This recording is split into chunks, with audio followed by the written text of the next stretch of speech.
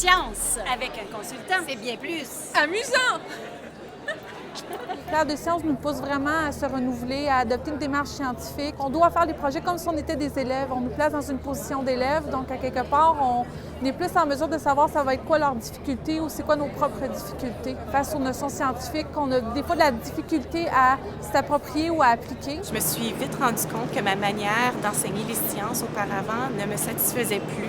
J'ai décidé de tout reformuler mes leçons de sciences. Mes élèves étaient beaucoup plus impliqués dans le processus à différents niveaux et moi, je devenais le guide à ce moment-là. La souplesse du programme nous a permis de l'ajuster. J'ai pu intégrer la présentation du programme du ministère de l'Éducation à l'intérieur des activités d'éclair de sciences. Mais ce qui est encore plus que des activités, c'est l'apport des consultants scientifiques qui peuvent démystifier la science aux enseignants. J'ai passé plusieurs années à accumuler des connaissances très intéressantes, mais je trouvais qu'il manquait un peu un lien avec la communauté. Donc, le rôle, en fait, du consultant ou de la consultante, c'est vraiment de mettre en confiance les enseignants, puis leur dire, écoutez, moi aussi, je suis passée par là, puis en fait, je suis encore là-dedans. Je suis encore dans l'erreur, je suis encore dans l'incertitude, mais c'est ça qui fait que la démarche scientifique est quelque chose d'aussi fort, d'aussi intéressant. On donne les outils aux enseignantes pour transmettre la science durant tout le futur, finalement, pas juste la fois que je le fais, moi, disons, si j'allais en classe.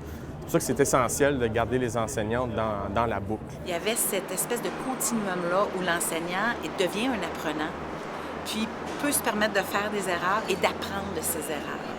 Donc, ça a créé vraiment un niveau de confiance entre moi, la conseillère pédagogique, et mon équipe pour dire on est une équipe, on travaille ensemble, on apprend ensemble. Ça oblige les élèves à observer, à analyser, à anticiper, à coopérer avec les autres. Ce sont des stratégies et des savoir-faire et des savoir-être essentiels à l'école d'aujourd'hui, parce que c'est ça qu'on a besoin d'apprendre fondamentalement pour être un citoyen. Puisque c'est collé sur une façon naturelle d'apprendre et de se donner accès aux connaissances, les enfants, finalement, sentent que l'école, c'est pour eux et qu'ils ont leur place. Et ça, c'est vraiment important.